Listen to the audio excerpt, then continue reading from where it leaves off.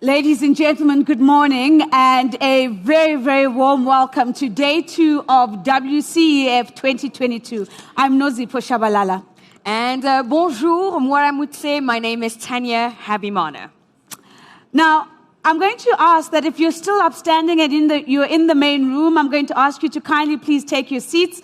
And if you can hear our voices and you're still in the foyer enjoying a cup of coffee, that you will join us. Because what we are going to start off, Tanya, is something very celebratory. For those of you who are online, for those of you who are in our studios all around the world, and for those of you in the room, I'm going to ask us to take a moment for Morocco and give them a really, really big round of applause, right?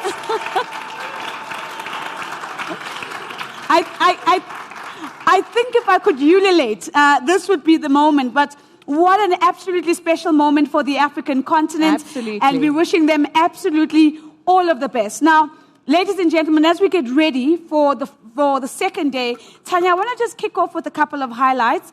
What stood out for you yesterday? So much.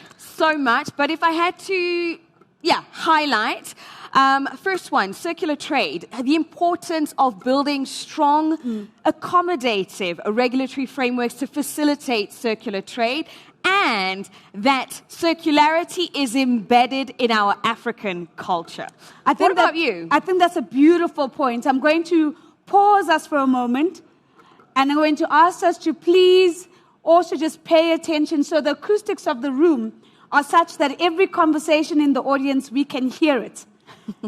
And so it makes it difficult to hear ourselves. So thank you very much for your kind attention. So maybe to lift up my two highlights, I'd really say two of the things, and many stood out, but two of the things that stood out for me yesterday is that bankability is a social construct. Yeah. And so it can be changed, and it's not a fixed set of rules. But also what stood out for me is that food systems are at the center. And so if we're intentional about food systems, we can really realize systemic change. What I do also know, Tanya, is that our studios around the world had a hype of activity yesterday. And we're going to cross over and just show you a short video that comes from our studio in Italy as they captured what day 1 looked like for them. So to the team at the back, can we show what happened in Italy yesterday? What I want today is to leave a message to our friends from Rwanda, but also from our friends, colleagues, and people who are in network from Africa. The common ground of the multi-side approach. Armenia, Afghanistan, Bangladesh, Benin, Canada, Eritrea, Ethiopia, Gambia, Georgia, Germania, Italia, Marocco, Nigeria, Pakistan, Russia, Rwanda, Somalia, Ucraina, Uganda, Uzbekistan, and Vietnam.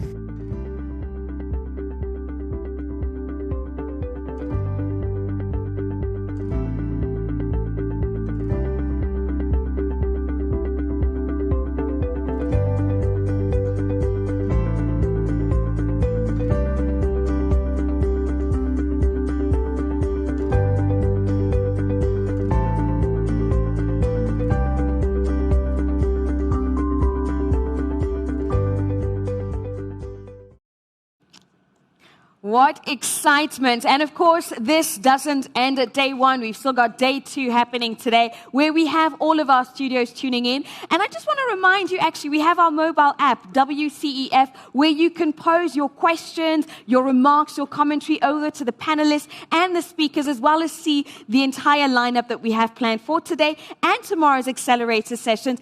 And of course, Nozi, social media, one of my favorite things.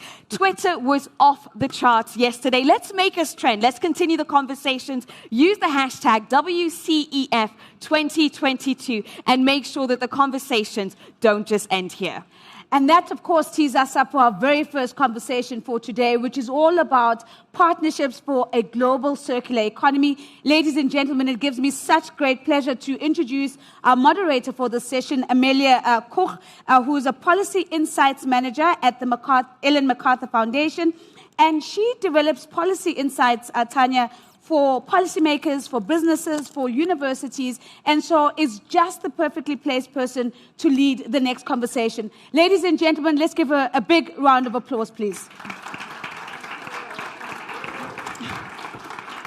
Hello, everyone, and welcome to the first session of Day 2, which is titled Partnerships for a Global Circular Economy. And it is organized by GACERI, the Global Alliance on Circular Economy and Resource Efficiency. Today's session was supposed to be moderated by my brilliant colleague, Maya Adams. Unfortunately, due to travel disruptions, Maya was not able to make it to Kigali.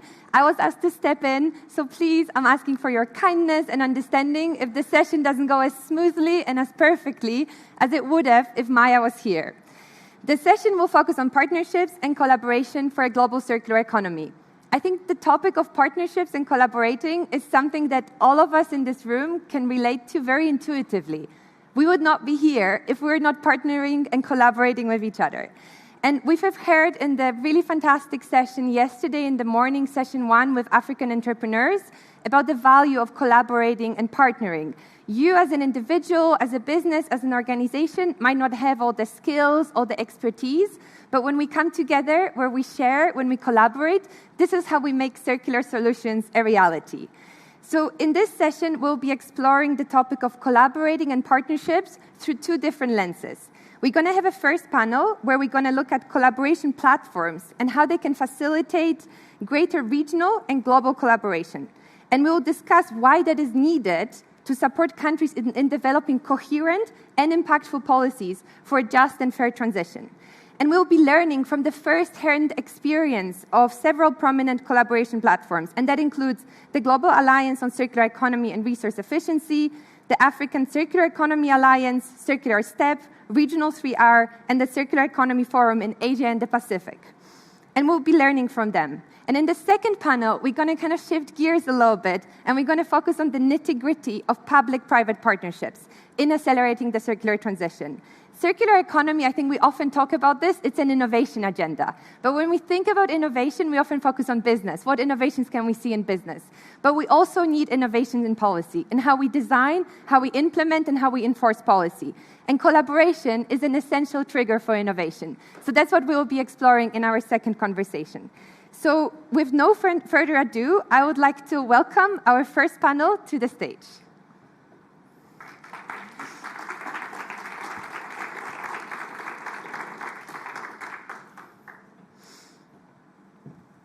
Thank you for being here. We've met before in the speaker's room, and we're discussing how everyone in this panel, actually, apart from Beatrice, has traveled from very far away. We have representation from Central Africa, from Europe, from South Africa, so it's really, really wonderful that you're all here. Before we start with the questions, I would love for you to introduce yourself, just say your name, where you work, and one thing that you've been enjoying about Kigali so far. Thank you very much, Madam Moderator. My name is Mbu Haisu. I work as the Director of Standard Control in the Ministry of Environment, Protection and Resource Sustainable Development. If there's one very important thing I love about Kigali, is the cleanliness. It's so wonderful. Yeah, I think lots of us have noticed that since we came here. Thank you so much.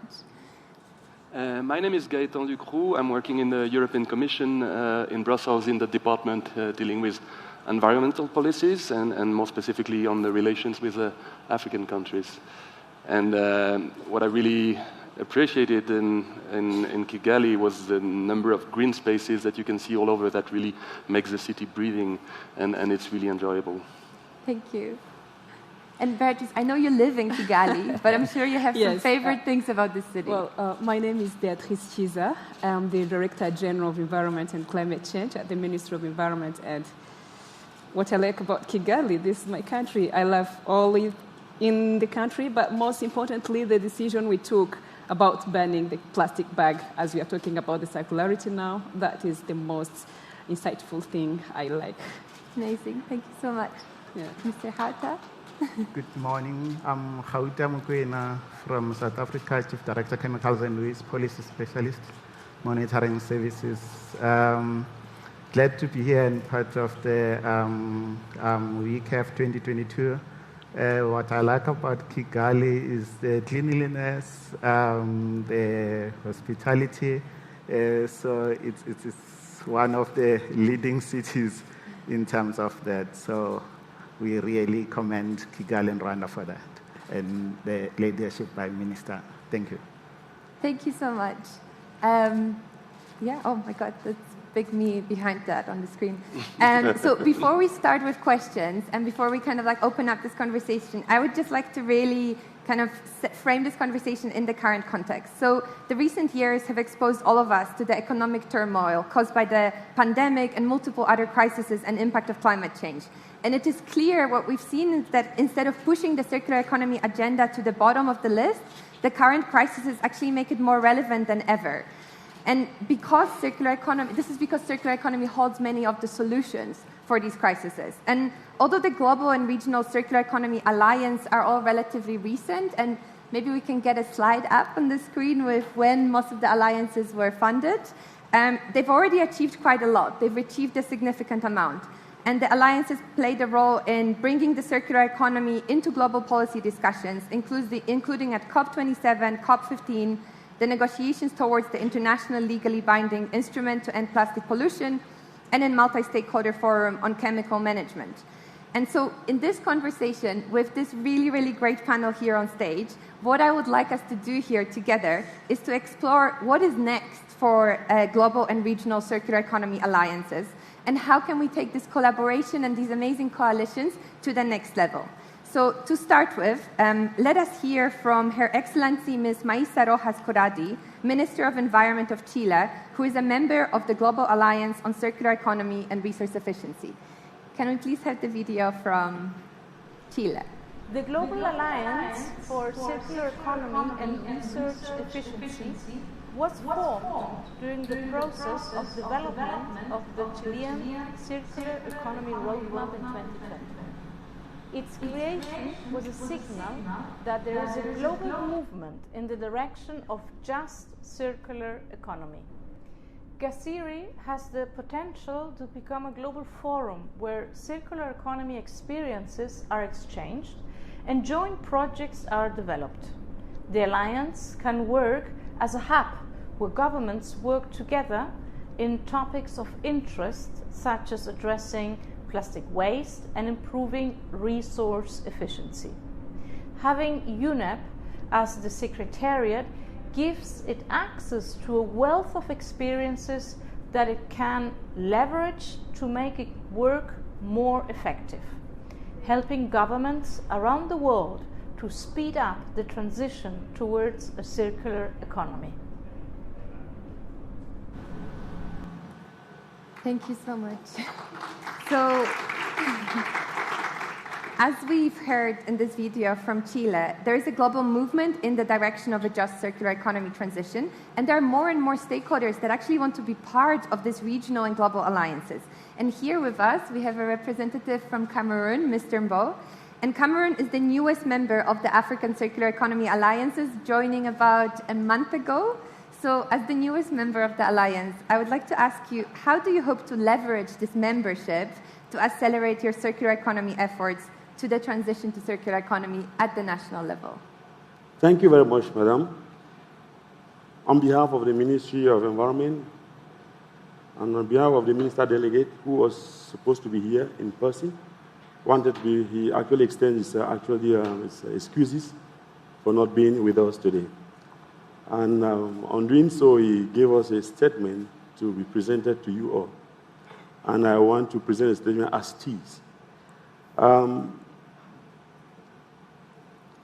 Your Excellencies, personalities, ladies and gentlemen, on this occasion of the 5th World Circular Economy, which brings us today for the first time on African soil, permit me to express my heartfelt and deep appreciation to the government of the Republic of Rwanda, the African Circular Economy Alliance, the African Circular Economy Network, the Finnish Innovation Fund, CITRA, and the international partners for the honor, esteem, and consideration given to the government of the Republic of Cameroon to participate for the first time in this important meeting that addresses environmental, social, and economic stakes and challenges of the circular economy.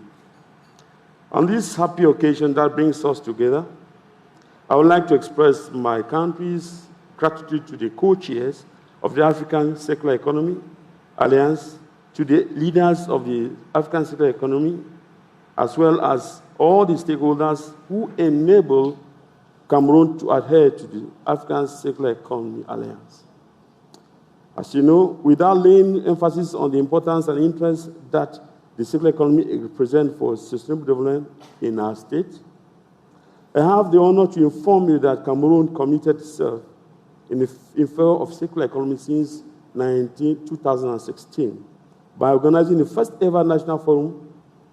This meeting, just like the one you have today, the World Forum, which bring us together, brought together industrialists, academia, regional and local authorities, expert and environmental associations to brainstorm and exchange on circularity, securing the supply of raw materials to the economy, mitigating the harmful impact of anthropogenic activity on the environment,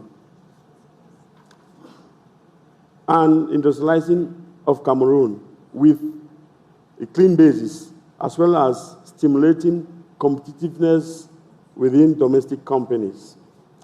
That forum set up the National Waste Exchange, which is an electronic platform that enables to put in relation supply and demand for waste likely to be reused.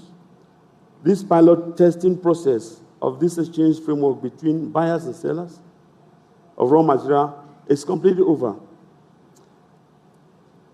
Cameroon intends to take advantage of this opportunity offered by the African Circular Economy Alliance to take waste management as an important segment for boosting economic growth. In terms of expectation, Cameroon would be very happy to be supported in the process of developing its roadmap, which is an important planning tool that defines the strategic axis of intervention as well as the projects to be implemented to facilitate transition towards the circular economy. Cameroon also intends to take advantage of opportunities that will be offered to ensure implementation of the recommendations from the National Waste Forum, including the scaling up of the above-mentioned National Waste Exchange, the revision of the National Waste Strategy in order to take greater account of circular economy issues, and also to draft a law intended to promote circular economy. These various areas of cooperation, partnership, capacity building to be developed with the African Circular Economy Alliance and the Circular Economy Network and other strategic partners will help Cameroon to achieve a quantitative leap towards a transition to a more efficient circular economy. Thank you. Thank you so much. And thank you so much for stepping in as well for someone who is missing. We're on the same boat, so thank you so much. Thank you. Mr. Guiton, I was wondering if you want to speak from the experience of European Commission, if you have any reactions to Cameroon being the most recent member joining the African Alliance, but obviously the Commission having been implementing circular economy policy for a long time. I think it's a very welcome sign that Cameroon, as well as a lot of different African countries, are joining these regional alliances.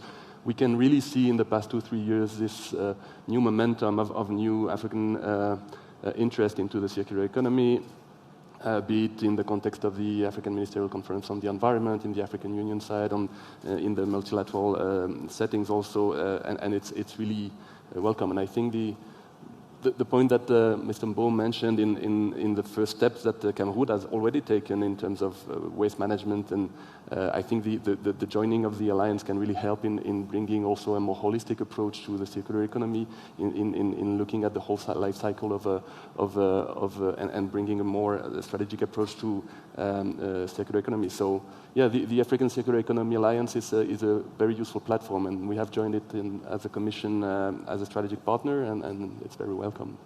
Thank you so much. Rwanda is actually one of the founding members of the African Circular Economy Alliance. I was just wondering, Beatrice, for you, question, have you already seen areas where the Alliance has fostered collaboration for advancing circular economy at the national or regional level, from Rwanda's perspective? Yes. To begin with, let's look at the mandate of the ASEA itself, which is to spur the transition to circularity, being at the national, regional, or at the continental level. So I think collaboration is a key word, starting even at the foundation of the ASEA. And the three co-chairs, Rwanda, Nigeria, and South Africa. By then, I think being co-chairs, that's the startup of the collaboration. And also bringing other new members to start now implement the mandate of the ASEA, which is to help all the countries to transition to the circularity. And this is through different priorities, mainly setting up the legal instruments, policies, strategies in the countries, in African countries. We've heard from Cameroon that they are now aspiring to have their draft the law on the circular economy. This is thanks maybe to them joining the alliance. And this is one way, but the other way we foster collaboration in the alliance is to also support different initiatives.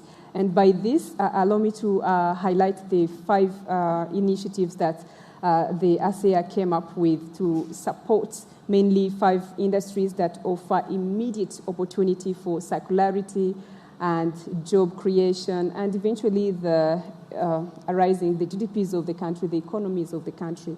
And these sectors are mainly the food system. We've heard about the food system all through from yesterday. There's also the packaging industry from the value chain. There is also the electronics, which we also mentioned yesterday.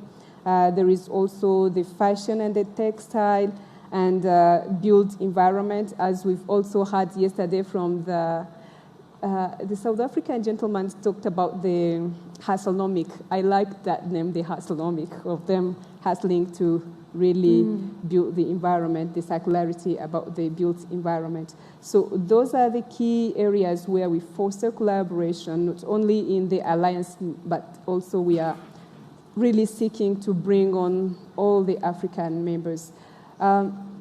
Maybe from the Rwanda's perspective, we've launched our Circular Economy Action Plan yesterday. And I think this is also thanks to us being the members of the alliance, that we are really trying to lead by example to see if we can really have the policies and legal instruments and create the legal framework that will enable the businesses to move to the circularity, creating the policies around their businesses, and eventually the incentives that will help the businesses to strive to also embrace the circularity model. Maybe I can also highlight the Alliance has the plan, the action plan that also include different activities that include all members.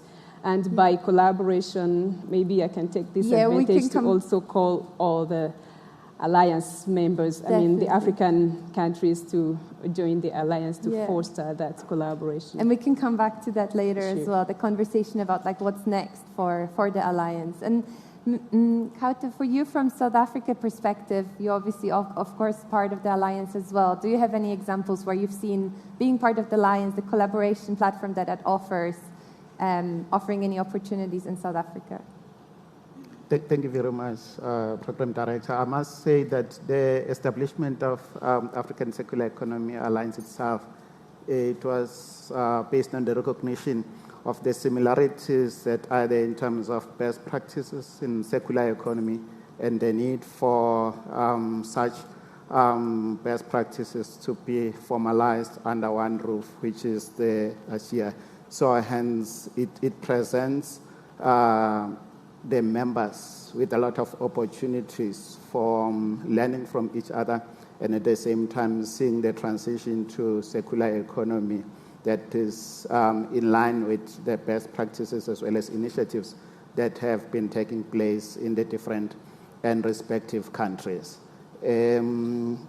South Africa's implementation of circular economy has largely been through partnerships, learning from each other, leapfrogging in instances where some practices had some bottlenecks. So that kind of information sharing platform, and at the same time the best practice in terms of the legislation that is there assisted us to come up with the extended producer responsibility schemes that we have currently. We have one on electronic waste, two paper and packaging, and the third one is lighting, with more still in the pipeline, such as in batteries, pesticides, as well as waste oils. Thank you.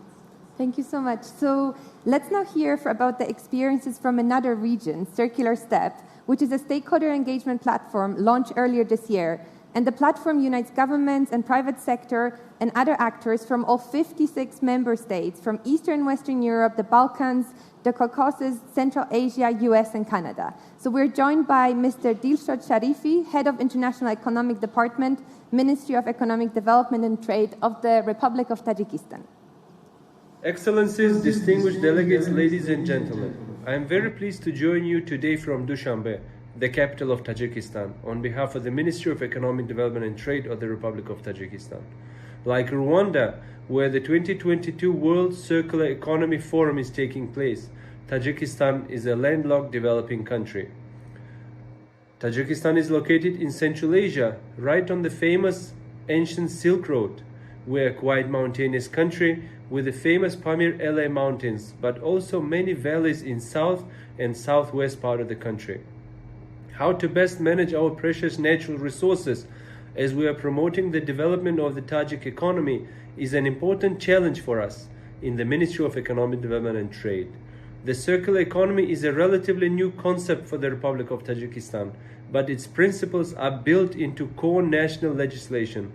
The National Development Strategy by 2030 reflects three core principles: reducing the vulnerability of future development, increasing efficiency of the use of national resources, and development based on innovations in all spheres of the socio-economic life of the country. Earlier this year, Tajikistan joined UNEC's Circular Step Stakeholder Engagement Platform, and I'm very happy to be the country's officially nominated focal point in the Circular Step. With the support of UNEC and Circular Step Secretariat, we are working on the development of the national policy framework for circular transition. As a first step, we selected a focus area in the growing industry of manufacturing. We decided to work on the traceability of garments and footwear value chains to help ensure sustainability and circularity in production all along value chains. We are currently exploring existing gaps. We can chart a way forward with a roadmap. Also, through Circular Step, we engaged in regional policy dialogues and training workshops. To explore circular trade, the role of micro, small and medium-sized enterprises in the circular economy, waste management and innovation, enhanced public procurement. To move forward with the circular transition, Tajikistan needs support from the regional and global alliances such as UNEC, Circular Step and GASER in capacity building and strengthening knowledge of the public sector about the concept and principles of the circular economy, development of enabling policy measures and incentives for the private sector to embark on the circular economy, development of standards on the circular economy. Partnerships are crucial for accelerating the circular economy transition, and we're glad to participate in the World Circular Economy Forum and open the door for new opportunities for collaboration. I very much look forward to your deliberations, and I wish all of you a very productive session. Thank you. Perfect. So we've heard Mr. Sharifi alluding in this video that because value chains are so global, transforming a sector just won't happen in one country. And I think that came through in the trade session yesterday as well. So Gaitan, do you want to speak to the role that regional global partnerships could play in specific sector discussions, such as plastic, textiles, electronics, or food systems?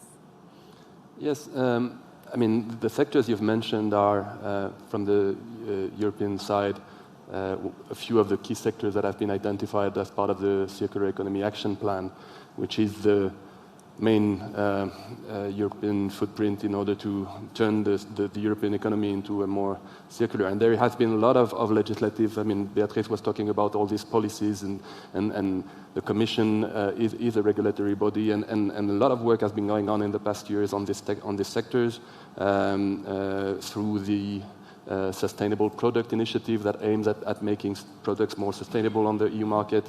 On the textile, through an EU strategy on textile. There will be an accelerator session tomorrow where we will deepen the reflection on the textile. On plastic, even last week, there was a new policy framework that was developed to clarify the bio-based, biodegradable, and compostable plastic. There is a whole package on packaging waste that has been developed also to prevent packaging waste, etc. So just to mention that there is this willingness from the EU side to really steer on the internal the European Commission, the European Union transition to circular economy. But of course, we talked about all these value chains yesterday, and they are global in nature, and there is no point in having that in isolation. So we definitely expect these type of new policy measures to also have an influence and impact also what can be done elsewhere in the world. But there is also a need to get into partnerships in order to steer these global value chains.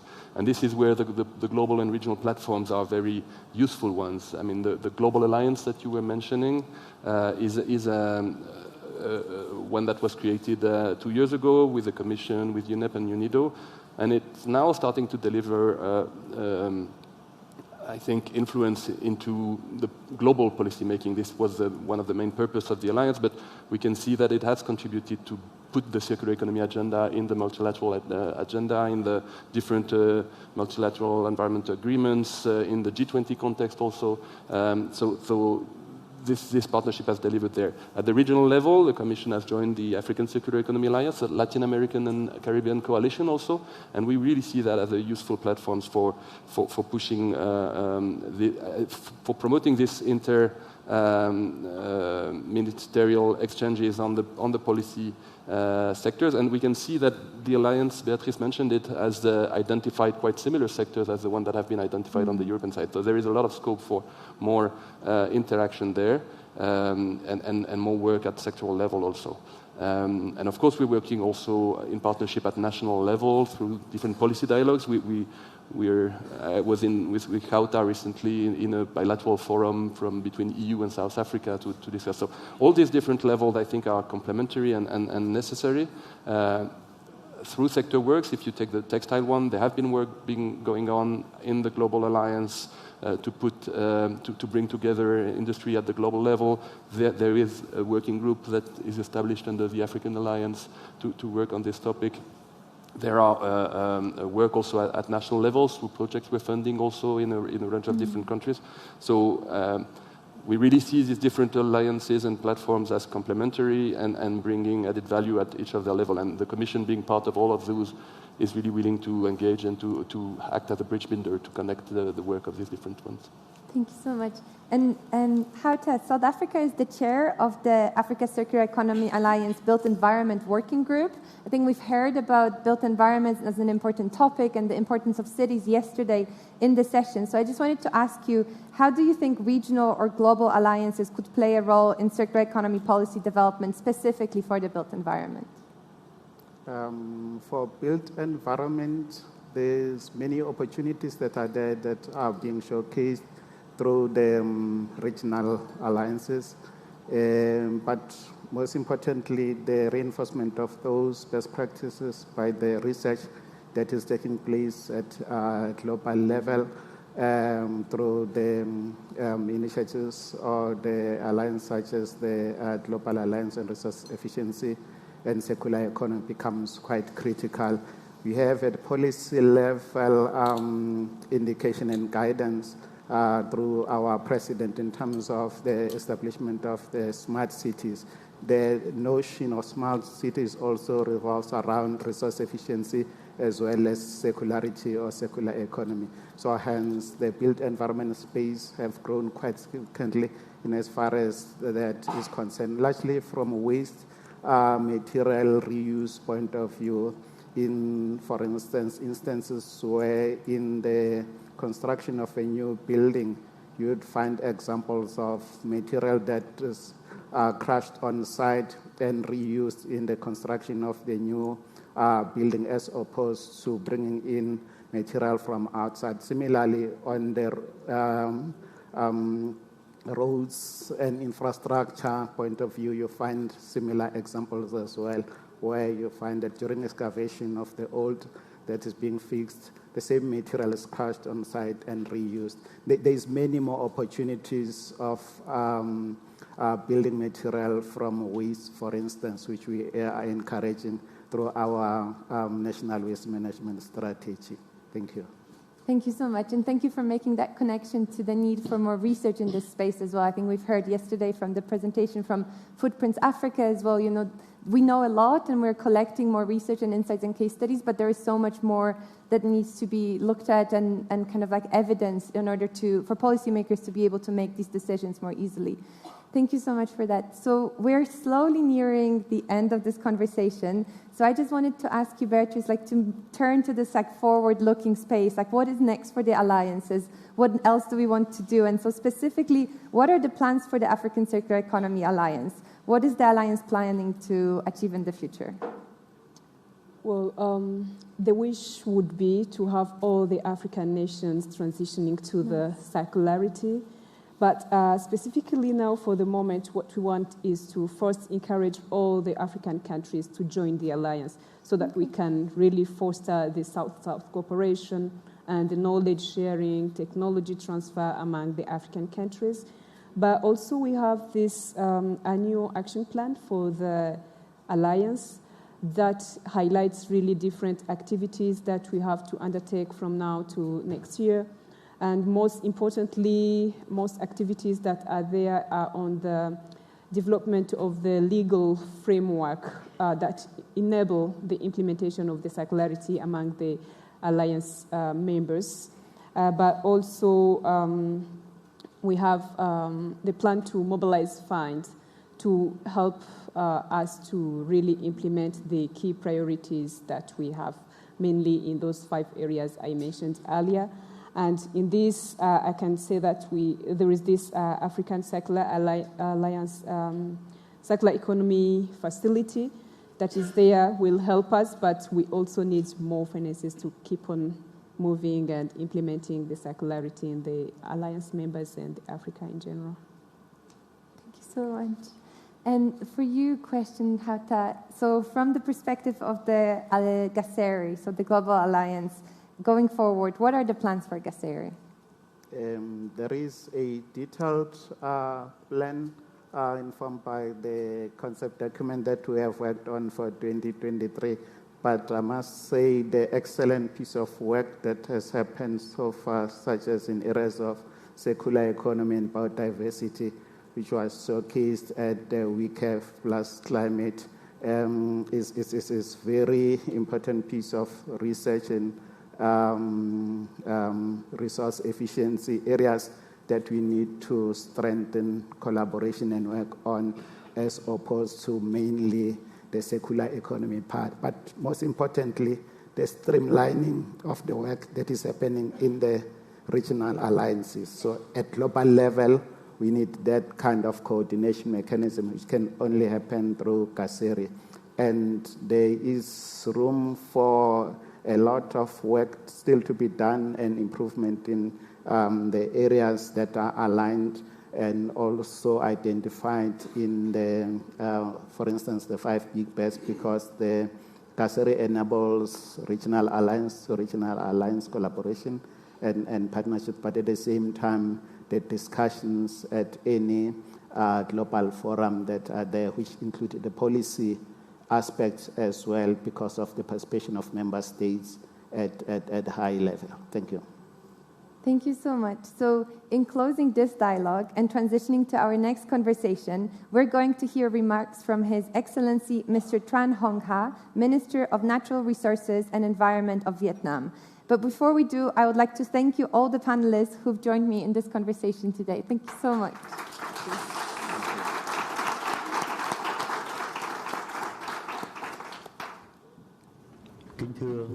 Minister, distinguished guests, ladies and gentlemen, the circular economy has become the inevitable and long-term trend of the future sustainable development before, during, and after the COVID-19 pandemic. Initiative and action to bring the circular economy into practice have been taken at corporate, national, regional, and global level. Vietnam is among the first countries in Asia that institutionalized circular and capacity building for developing countries to transit to a green economy. The government of Vietnam is committed to net zero and sustainable development goals. We are working with G7 countries toward a just energy transition partnership to help countries and business to participate in a global value chain and to have access to global green markets with green financial resources, green technology, and capacity building support of developed countries, member of regional 3R and Circular Economy Forum in Asia and the Pacific, and the support of the World Circular Economic Forum. Please accept my best wishes to all delegates. Congratulations to the great success of the World Circular Economic Forum 2022. Thank you.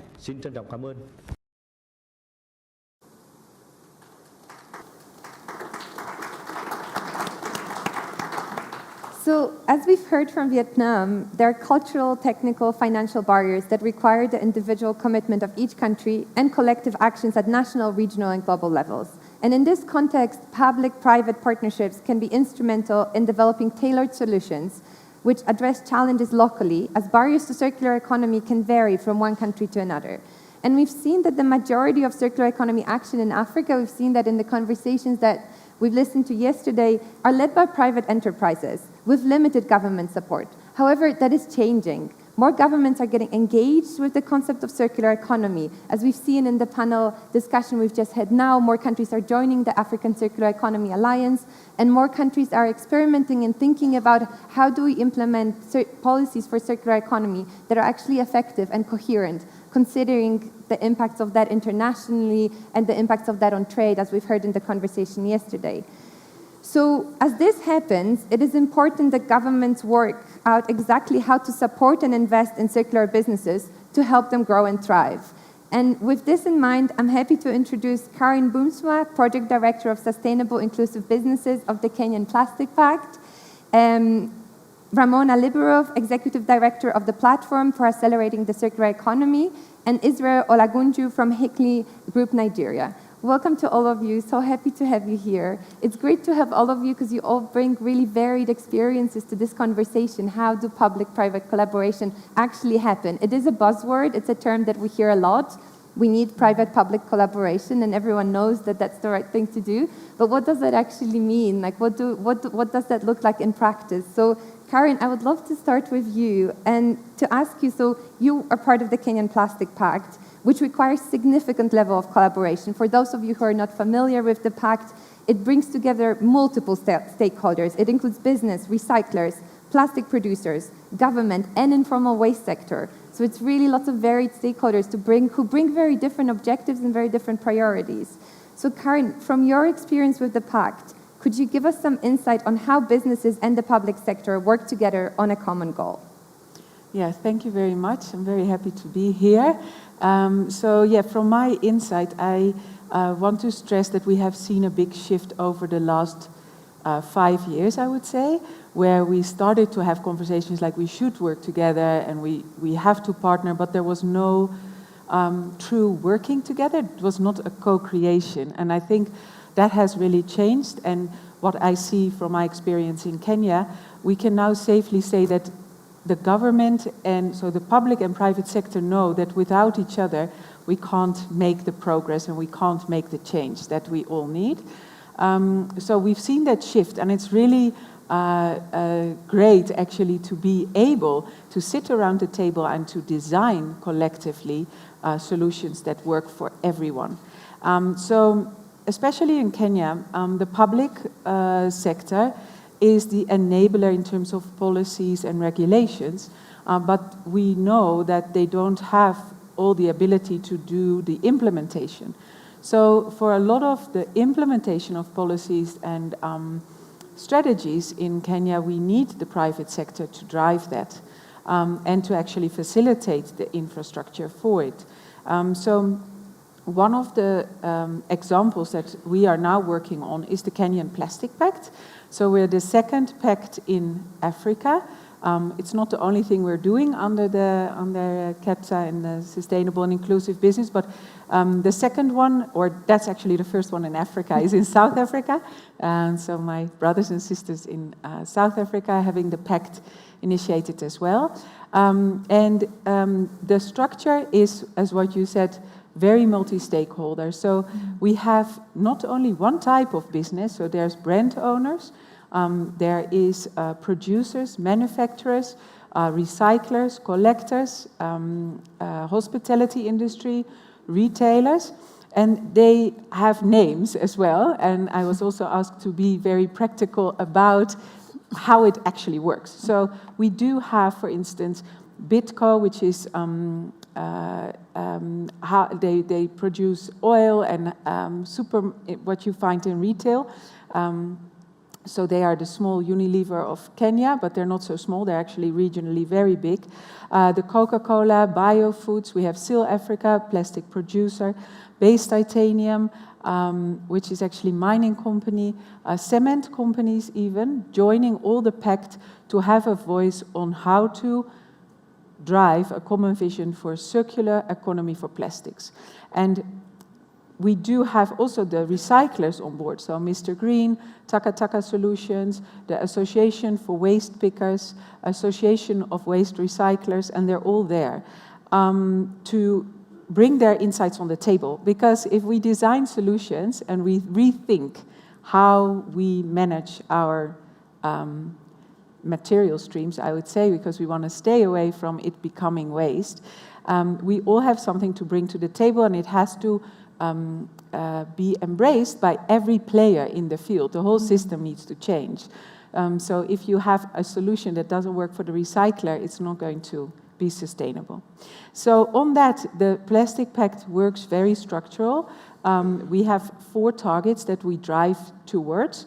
They're all aligned with the national policies, but the targets are not in the national policies yet. And we align also with the upcoming EPR that we hope to see materializing very soon. And we are all in the working group as well, in the EPR, the Extended Producer Responsibility working group, to make sure that the guidelines and the strategy is working to a smooth implementation.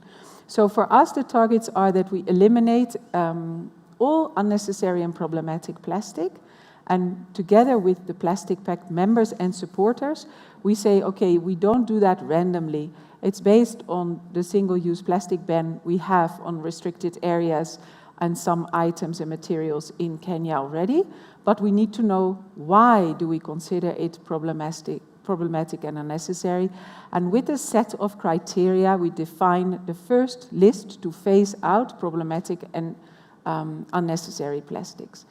That's also linked to the first target. The second one is that we want any plastics that we are keeping in use, we want to be able to reuse it, or it has to be recyclable.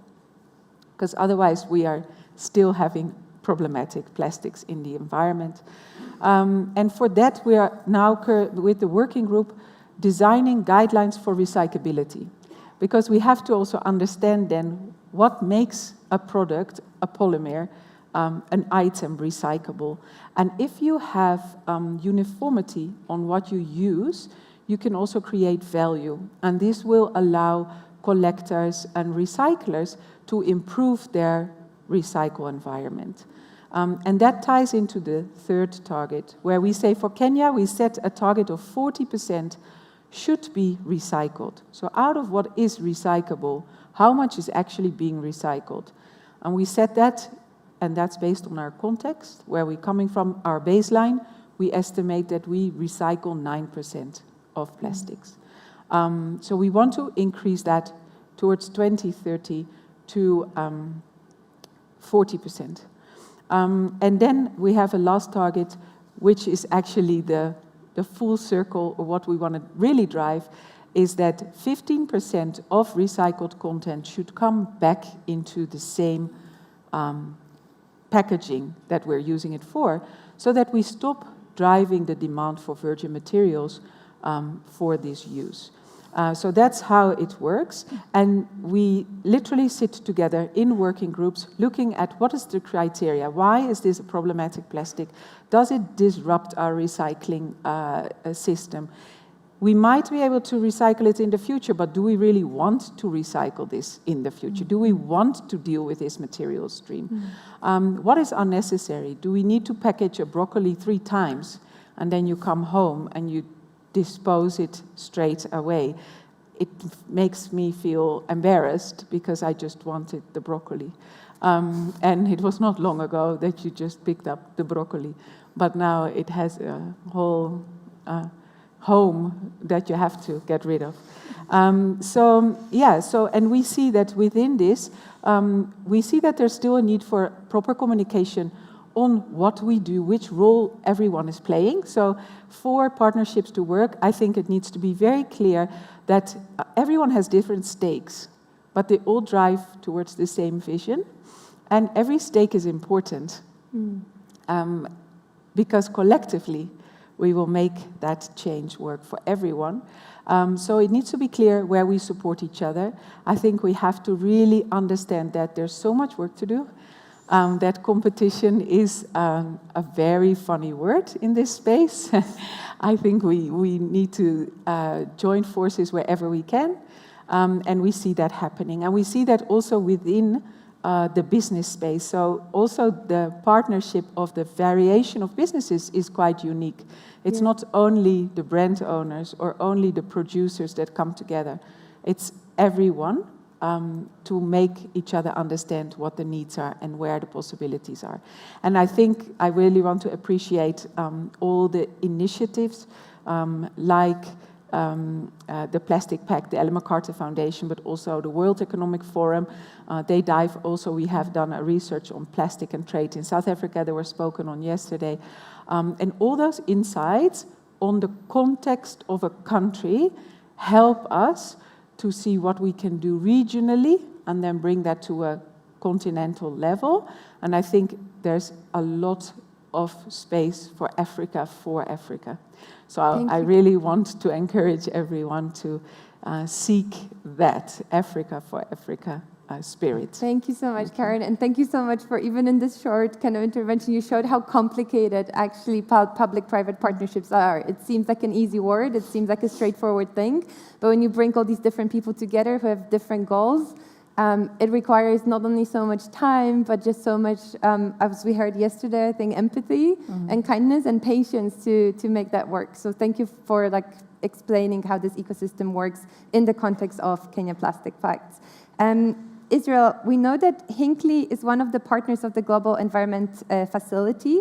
It's a funded project, so it's circular economy approaches for electronic sector in Nigeria. And under this project, Hinckley has participated in an e-waste recycling pilot, which was led by the Nigerian government. So I can already see lots of different people being involved. So could you tell us about your collaboration with the government under this pilot? What were the opportunities, what were the challenges, and what have you learned? Yeah, thank you, Amelia, and it's nice to be here. I would just like to say that it's been rather impactful and really groundbreaking, as this is the first time that we've been able to give financial incentives to collectors.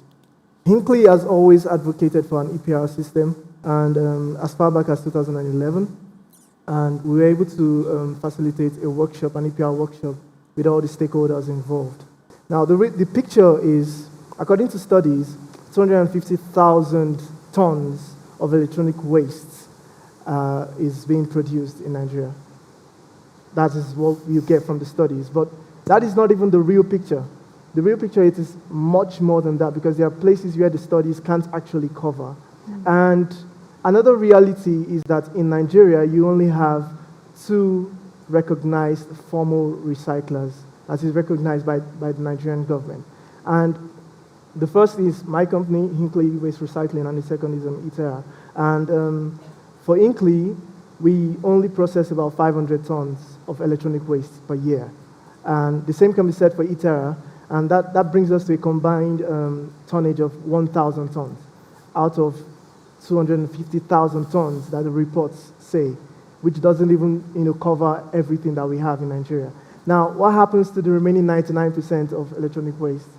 It remains in the dump site, it remains in the environment, and it is important that we have to collect all of this electronic waste. And that is what the JEF project has done for us. It has brought us closer to the informal network. We've been able to do business with them. And one reason why it has brought us closer to the informal network is because for you to receive or retrieve all of those wastes from the environment, you have to pay. That is the reality in Nigeria. You have to pay to collect waste.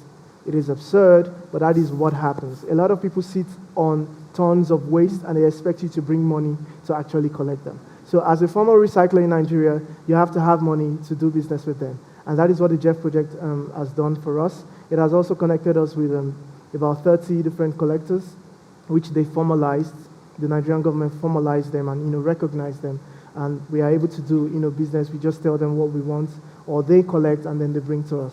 Now, the project actually, one challenge with the project is that it's a little broad in terms of the scope of collection, because it covers about 6 categories, and each of these 6 categories are quite broad.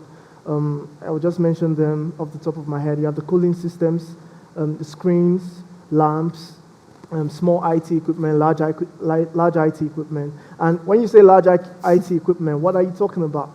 Yeah, there are lots of equipment that you can classify under large IT equipment. Same for small IT equipment. You have your mobile phones, you have toys, you have remote controls, you have several equipment under that category. Cooling systems, ACs, freezers, fridges, it's really broad. And what that does is it kind of limits your possibilities for, improvement and research. So I think that's one major challenge with the JEF funded project. But aside that, it has enabled us to expand. Before we joined the JEF project, we were in a much smaller facility. But, because of the JEF project, we had to move to a much bigger facility. And, obviously, a bigger facility will enable us to process more electronic waste.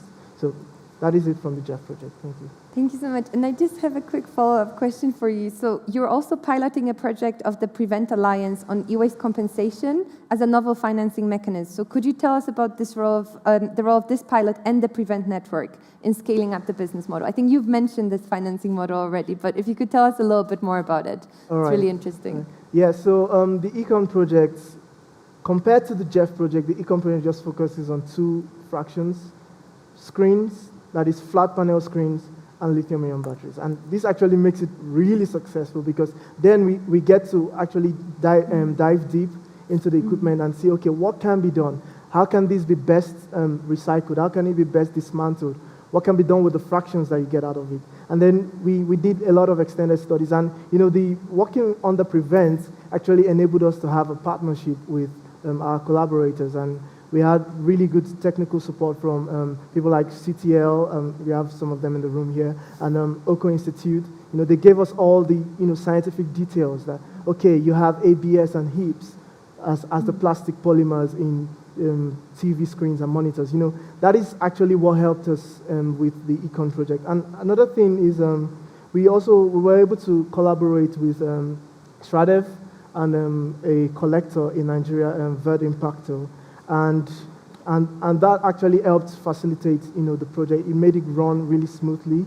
And the project actually proves that waste compensation is absolutely doable. You do not need to wait for legislation from the government. You do not need to wait for anybody. You can just hit the ground running with the funding, and then you go. And it also proves that you need money to actually expand collection. So that is what the project was able to prove, that money is needed to expand collection, and you know that if you want to retrieve all the waste from the environment, then you need to increase your collection. Thank you so much, Israel. If anyone in this room is working on e-waste or wants to get into this business, please find Israel. He seems to know all the details and ins and outs of this process. So thank you so much for that. And Ramona, so PACE acts within a unique intersection between business and government and civil society to push for the transition towards circular economy. So how do you make the most use of this very unique position as a public and private partnership to unlock barriers and incentivize solutions? Thanks, Amelia, and thank you very much both to the organizers for this amazing conference and the government of Rwanda for your hospitality and your leadership in this area. I think PACE not only has a unique position, but also a unique responsibility for a few different reasons. One is that we are hosted within something called the World Resources Institute, and therefore we get to see some of the issues that are crucial to a just transition that may not be as visible as things like the consequences of overconsumption. I think things like plastics and textiles, justifiably so, have received a lot of attention. But in things like trying to find an adequate supply of minerals for the energy transition, that's where we depend on both a range of scientific partners, but also these deep collaborations at a system level with change makers in the public and private sector. I think a couple of the challenges that we face are, first of all, a lot of the forums. I was one of the people that said deeply unsatisfied yesterday on COP and circularity for a very simple reason, which is in a 40-minute panel, you're only going to skate across the surface. And while I think we as a community have done a very good job of articulating why the circular economy is important, we still have far too few forums. I'd be interested to see what other people think, but where we can really get into the meat of the detail of the how. You know, how we are actually going to build an operating system for circularity that includes the right sort of policies, the right sort of design, and also the right sort of financing instruments. So the kind of work that we do at PACE is making sure that we're focused on the issues and areas that can drive a circular transition and a just transition. And this means a couple of things in practice. The first is we spend a lot of time balancing agendas, priorities, and interests. We're deliberately neutral, but it also means that we can't have funding for things like consultancy or other things. So with a small team, we want to make sure that we're extracting what are the barriers and drivers that actually can take circularity to a different place. In the service of that, for example, with Accenture leading this initiative, we're launching a target-setting initiative at Davos for a range of key sectors, because what we also see is that the leaders involved in PACE have a lot to sort of share from their learning toward all the other players, whether those are governments or whether those are corporate actors. And things like a simple framework for target setting can really help to achieve comparability, but also accessibility of what can often seem like a very difficult thing to engage with. I think the second area is we have a lot of leading corporates who are very impatient for change, but we also want to make sure to them that we're emphasizing just transition issues. So we do find ourselves quite often in making sure that we emphasize the totality of the systems change that we are looking at and the requirement for things like a just and equitable transition. And finally, I'd say that everything we do really must be rooted in the best quality science and evidence. I take Israel's point that a lot of the studies that are out there don't really begin to scratch the surface, but by bringing together a collective of research resources, we make sure that we really do understand an issue very deeply before we go and advocate and look for places where this issue has been solved and how to replicate those sorts of policies or those sorts of practices. So that's a little bit of the intricacy of trying to deal with the interface of public and private, and we're really grateful that so many people have chosen to engage with it. Thanks. Thank you so much, and thank you for mentioning this tension between inclusivity and speed.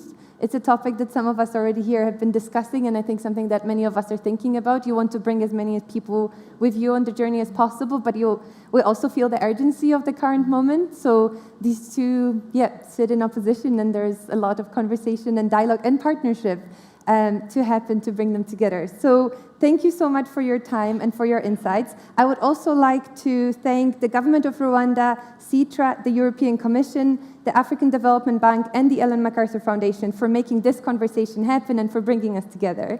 And as we come to the end of the session, I would like to invite Dr. Jean-D'Arc Mujawamira, Minister of Environment of Rwanda, to give some closing remarks. And after this, our fantastic MCs, Tanya and Nzipo, will take over. So thank you so much again for joining me in this insightful conversation today. Thank you. I think we go, Thank you.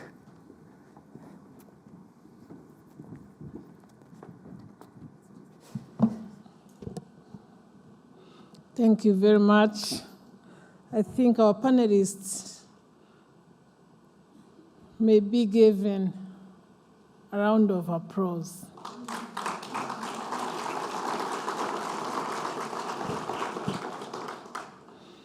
Excellencies, distinguished guests, ladies and gentlemen, colleagues and friends, Ngaramse. I hope you know that word at least for the second day. Good morning, everybody. I'm delighted to wrap up this session on partnership for global circular economy. As we heard yesterday, the circular economy can empower nations to attain their development agendas, create well-paying green jobs, and protect our environment, our planet. We know, however, that no one sector or level of government has the capacity to solve the challenges we face alone. That is why partnerships, coordination, and collaboration are essential. Excellencies, ladies and gentlemen, the transition to circular economy requires shifts in global value chains that no single country or company can do alone. That said, the interdependent nature of value chains also means that any action taken domestically will affect others around the globe. We must take advantage of this interconnectedness to establish partnerships between developing and developed countries, national and local governments, public and private institutions, as well as with academia and civil society. In the context of sustainable development goals, the circular economy offers a systematic approach that can help deliver essential development needs. One aim of this session was to promote and encourage international cooperation to realize a vibrant circular economy. This week, we have learned about the many commonalities between Africa and the rest of the world in terms of challenges and barriers to transitioning to a just and inclusive circular economy. That is why we need to work collaboratively. I encourage all of us to join global platforms for sharing best practices and lessons learned in the process of promoting a circular economy. An example of such partnerships is the Global Alliance on Circular Economy and Resource Efficiency. And I'm pleased that Rwanda, Nigeria, and South Africa have already joined the alliance. These kinds of partnerships give us the opportunity to share knowledge, expertise, technology, and financial resources to support the transition to a circular economy. Excellencies, ladies and gentlemen, I would like to conclude by expressing my appreciation to the speakers and the panelists and moderators for their contribution to this session. You are demonstrating the partnership we need to build a global circular economy. My gratitude goes to everyone who attended the session in person and online. Finally, thank you to the organizers for their hard work to bring together so many brilliant minds and brains. Thank you very much for your kind attention.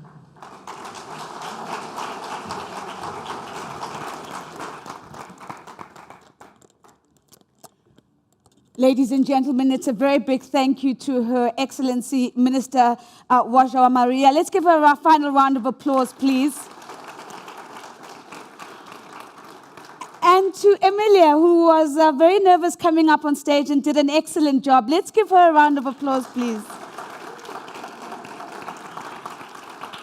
Ladies and gentlemen, and of course to everybody online who's still with us, as we get ready to take a very short break, allow me once again just to bring you to your attention that tomorrow is all about the accelerator sessions. Just listening into this conversation, I'm quite certain that you don't want to miss the session on international cooperation and how we use that to anchor some of the ambitions that we have.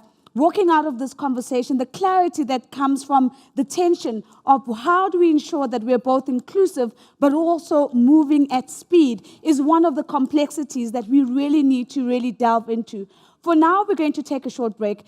Everyone is in the physical space is going to be just outside the Kilimanjaro foyer. We're all going to have that tea break together.